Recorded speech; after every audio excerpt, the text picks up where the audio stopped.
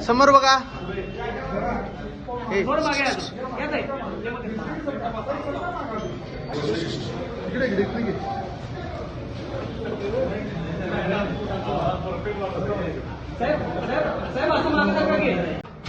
बोला.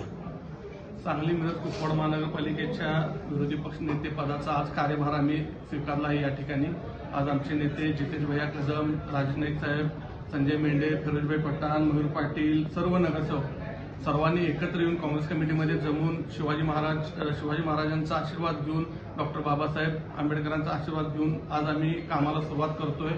आणि या ठिकाणी विरोधक म्हणून विरोधकाची भूमिका आम्ही ठामपणे बजावण्याचा निश्चय या ठिकाणी आम्ही सगळ्यांनी मिळून केला आहे.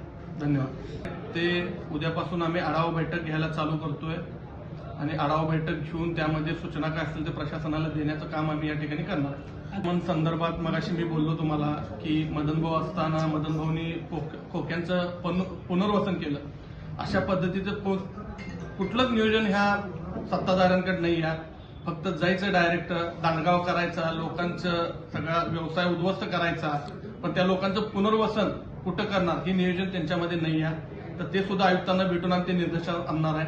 कारण ह्या भागातला व्यापार राहायला पाहिजे, सांगली शहरातला व्यापार टिकला पाहिजे, व्यापारी टिकला पाहिजे, हे धोरण महत्वाचं आहे. असा मोठा प्रश्न आहे सांगली शहरामध्ये. अपुरा पाणी पुरवठा आहे, दूषित पाणी पुरवठा आहे.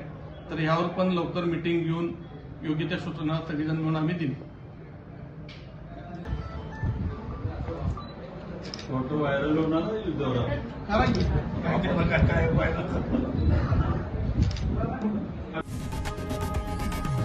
लोकशाही मराठी ऐका, पहा, जागरूक रहा.